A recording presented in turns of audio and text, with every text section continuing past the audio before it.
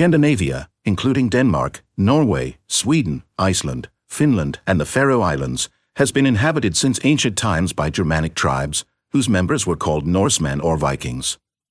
In the 10th century, Irish monks relocated to Iceland came into contact with the Vikings and wrote down the poems of the Nordic people. Almost all existing material today about Scandinavian mythology comes from the era in Iceland. That material is divided in two groups, Edda and Skaldic poems. The Edda consists of two manuscripts that contain myths, stories about ancient heroes and advices for everyday life. The first one, called the Codex Regius, is made up of 29 poems and the second one of 7. Two such poems are the Völuspá, the prophecy of the Sibyl, and Havamal, the words of the High One. Skaldic poems, such as the Sailor, collected by Snorri Sturluson in the 13th century, contain historical events, battles, accounts of daily life, the succession of kings, and so on. In addition to these there are also prose accounts, the so-called sagas, most of which being assigned to the same Icelandic poet, Snorri Sturluson.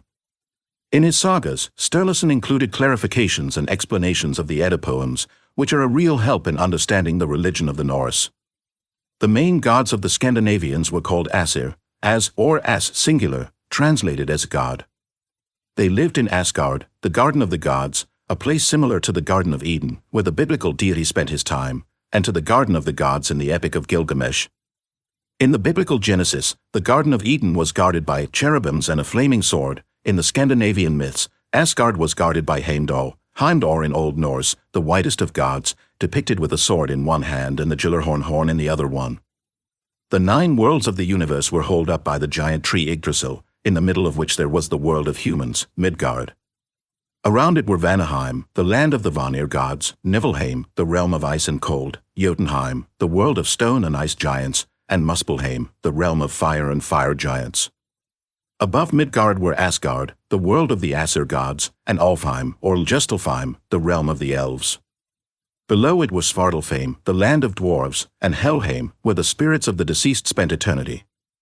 The Asir gods waged a long war against another family of deities, the Vanir. After the victory of the Asir clan, peace was established between the two sides. They even exchanged hostages, Freyr and Freya being the most famous Vanir adopted by the Asir. The enemies of the gods were the Jotnar giants, with the singular form Jotun, called Eotinas or Entes in Old English, and the final war between these sides was called Ragnarok. The two divine families, Asir and Vanir, are identical to those of the Indians, Asura and Deva, Persians, Ahura and Deva, Greeks, Olympians and Titans, or Mesopotamians, Enkis and Enlil's sides.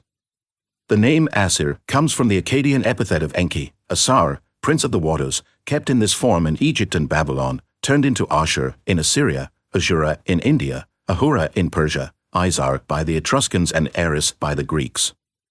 The battle between the two families of gods and the passage of some of the old ones to the side of the younger ones, who won the war, is a copy of the Greek myth in which the Olympian gods defeated the Titans but adopted some in their group, such as Themis, Helios, or Selene. The second war of the Asir gods was against the giants, just as in Greek myths. The name of the Scandinavian god Bor is similar to that of the north wind god for the Greeks, Boreas, who represents the north, namely the land of the Vikings. Sol, the Norse goddess of the sun, is named after the personification of the sun in Latin mythology. The name of the god Thor comes from the West Semitic word Toru, bol, and was adopted in the form found in the name of the Egyptian goddess Hathor. The god of light, Baldur, contains in his name the West Semitic epithet Bal, Lord, which comes from the Akkadian Bel.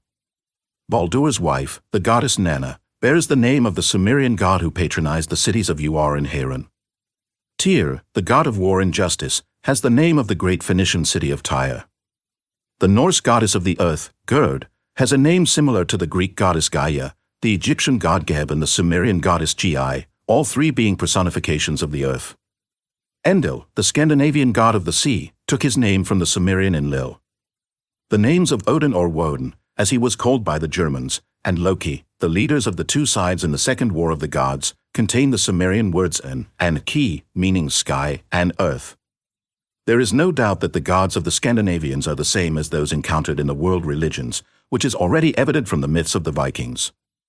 The great gods, those of the Asir family, came from a place called Asirland, which can only be Asia. This explains the similarities between Norse and Asian religions, especially those of the Middle East. The leader of the Aesir clan was Odin, Odin in Old Norse, Woden in Old English and Woden or Woden in Old High German. Supreme god of the Scandinavian pantheon, he was associated with healing, death, royalty, knowledge, war, witchcraft, poetry, hanging and madness. In Norse texts he is described as having one eye and a long beard, holding a spear in his hand and wearing a black or blue cloak and a large hat. His animals were 2 wolves, Jerry and Freki, 2 ravens, Hugin and Munin, and a flying horse with 8 legs, Sleipnir. Along with his brothers, Vili and Vi, Odin killed the primordial giant Ymir, from whose body he made the world. In Valhalla, his palace in Asgard, the world of the Aesir gods, he received the souls of warriors who died in battle. His wife was called Frigg. Odin had many children, the most important being Thor, his right hand, and Baldur, who inherited his throne after Ragnarok. Although the Romans matched him with their god Mercury, Enki, Odin is actually the Norse version of Enlil, the king of the gods and the leader of the winning side in the First War of the Gods.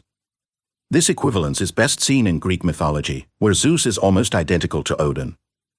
The greatest hero of the Scandinavians was Thor, called Thor in Old Norse, Thunr in Old English, Thunr in Old Saxon and Donner in Old High German, the god of thunder, power, healing and fertility. Armed with the Hammermjolnir and the staff Greidervoller, wearing the iron gloves Jarngraper and traveling in a chariot drawn by 2 goats, Thor spent his time fighting giants. His greatest enemy was Jormungandr, the giant snake that surrounded Midgard, the world of man. His wife was the goddess Sif and his mistress was the giant Jarnsaxa. Red-haired with a fearsome look, Thor was considered the greatest defender of humanity. The identity of this divine hero is not too difficult to find, given that the son of Enlil and the great hero in Mesopotamia was Ninurta, called Ares by the Greeks. Like Ninurta and Ares, Thor was the right hand of his father, Enlil/Zeus/Odin. We can see that the Scandinavians reversed the attributes of these 2 deities. If Enlil and Zeus were the gods of thunder and Ninurta and Ares were the gods of war, for the Vikings Odin became the god of war and his son, Thor, the god of thunder. Absolutely natural, in fact. Given that the Vikings were a warrior people, their supreme deity could only be a god of war. The rebel god of the Norse was Loki, a giant accepted in the Aesir family after the peace with the Vanir clan. Some sources consider him to be Odin's brother. Loki was always up to mischief, causing the other gods only trouble, and even managed to cause Baldur's death. In the Second War of the Gods, Ragnarok, Loki was the leader of the giants who opposed the gods. His children were the underworld goddess Hel, the wolf Fenrir and the serpent Jormungandr. To this day, researchers have not been able to find a translation of his name. It has been suggested that Loki comes from the Norse word Luka, near, but this interpretation makes no sense.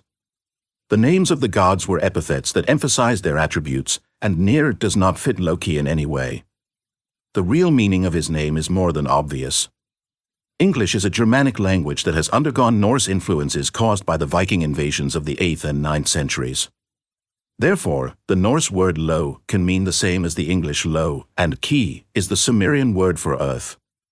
Loki can be translated as the lower earth or the underworld, a reference to the underground place where Enki lived.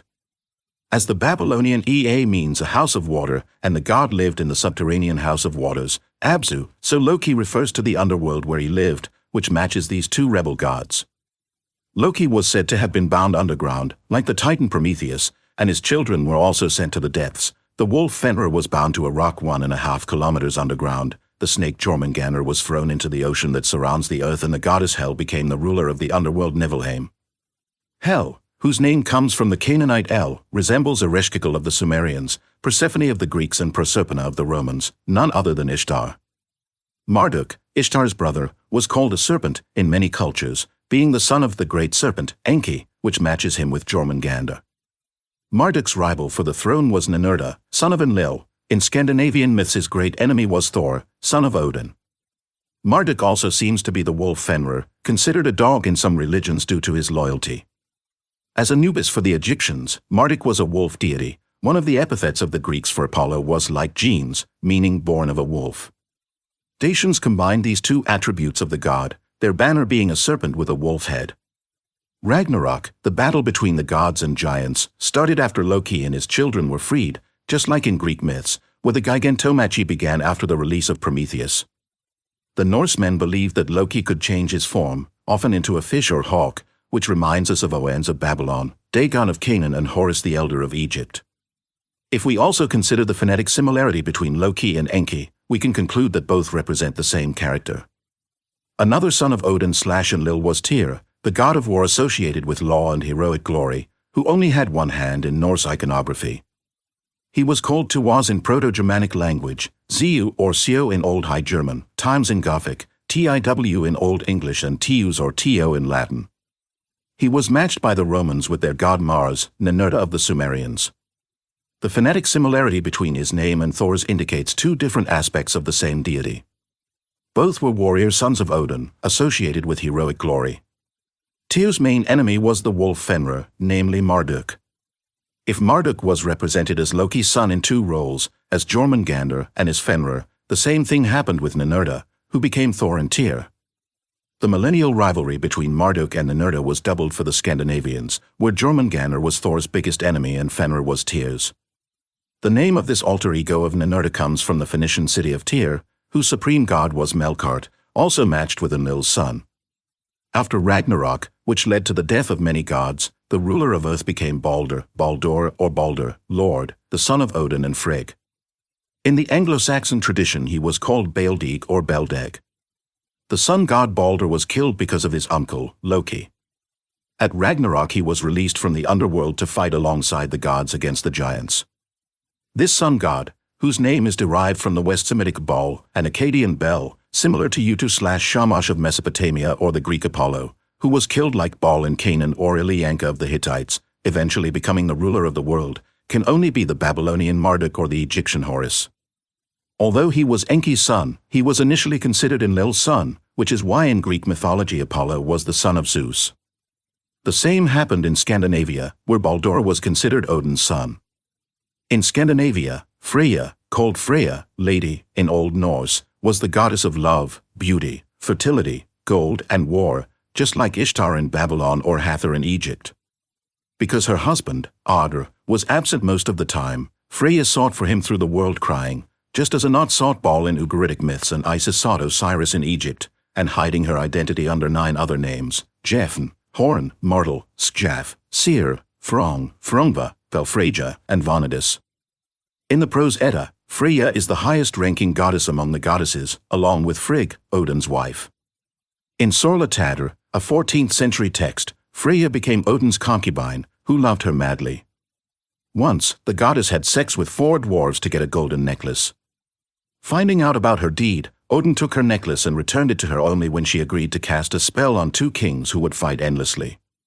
Freya was part of the Vanir gods, being adopted by the Aesir gods, along with her brother and parents, after the war between the 2 divine families ended. Just like Aphrodite of the Greeks, who joined the group of Olympians after they defeated the Titans. Freya led a chariot pulled by 2 cats, often wearing a cloak covered in hawk feathers. In Asgard she ruled over the Folkvanger field, where she received half of the souls of those who died in battle, the other half reaching Odin's palace, Valhalla. Although she was married to Ardr, with whom she had 2 daughters, Nas and Gersemi, the goddess had several lovers, including her twin brother, Freyr, Lord. This sexual freedom matches her with the Akkadian Ishtar, who also had many lovers, including her twin brother, Shamash/Utu, Marduk. Like in most ancient cultures where Ishtar was mistaken for her mother, Ninhursag, both called Inanna in Sumer, the Germanic peoples also preserved a trace of this tradition. Frigg, Odin's wife and the queen of the gods, similar in many ways to Hera of the Greeks, was called Frigg in Old Norse and Old English, Freya in Old High German, Freya in Old Frisian and Free in Langobardic. The phonetic similarity between Freya and Free or Freya is obvious. Researchers have even suggested that these 2 goddesses are either different aspects of one or originated from a common source. Frigg was the goddess of the atmosphere and clouds, and her husband, Odin, was also her father. When she was the personification of earth, the Norse called her Jord and considered her a Jotun, meaning a giantess. Odin's wife can only be the Sumerian Ninhursag, also considered the personification of earth, called Ki or Gi by the Sumerians and Gaia by the Greeks, who later became the wife of Enlil, whom we have already identified as Odin. As Enlil's wife she was called Ninlil, Lady of the Air, in Sumer, while in Scandinavia she was considered the goddess of the atmosphere. Frigg continued to exist in Scandinavian folklore even after the Christianization of the North, which highlights her importance in the Viking pantheon. As the French philologist Georges Dumézil observed, one of the biggest problems in Scandinavian mythology is the god Heimdall, due to the fragmentary information about him. Owning a golden tooth and a horse with a golden mane, Heimdall was the guardian of the world of the gods. He lived in Himmelsjord, heavenly castle, located at the end of the Bifrost rainbow, which connected Asgard and Midgard, or the world of the gods and that of man. Heimdall was called the whitest of gods, and was said to have been born of 9 mothers. He was also called Rig, Hallanskidi, Gullantani, and Vindler or Vindler. He possessed exceptional wisdom, hearing, and vision. He was the one who announced the arrival of Ragnarok by blowing his horn, Chillerhorn. Although Norse myths reports that he and Loki killed each other in the last great battle of the gods, it looks like both of them depict the same character. Like Enki, Heimdall was considered the father of humanity and the one who brought the gifts of the gods to mortals, like the Greek titan Prometheus in their legends. His epithet, the whitest of gods, symbolizes his old age, referring to the color of his hair. In other words, Heimdall was the oldest of the gods, just like Enki, the first son of Anu. His role as the guardian of the world of gods is also found in Sumer, where Enki, as Dumuzi or Ninjasida, guarded the celestial palace gate of the supreme god. The superior wisdom is another common attribute of the two, with Enki being considered the god of wisdom in many ancient world cultures. Although researchers have not been able to establish either his origin or nature, they have discovered a connection between Heimdall and rams. And the ram was one of Enki's symbols for the ancients. One of the names of the Asgard guardian, Vindler or Vindler, was translated as the one who protects against the wind. We are not surprised that distinguished researchers have not found any connection between the god and this epithet. However, the connection exists, considering that in world myths Enki was the one who protected humanity from the attacks of Enlil, the god of wind, lightning, and storms. Besides gods and giants, there are many fantastic beings in Norse folklore, such as valkyries, berserkers, orcs, elves, dwarves, trolls, and dragons. Although the Christianization of the North led to their disappearance, the ancient gods were revived with the rise of neopaganism. Furthermore, in 2015 began in Iceland the construction of a temple dedicated to the gods Odin, Thor, and Frigg. Thus, the restoration of the cults of the ancient Viking deities or the return of the old gods can help us decipher their long-hidden secrets.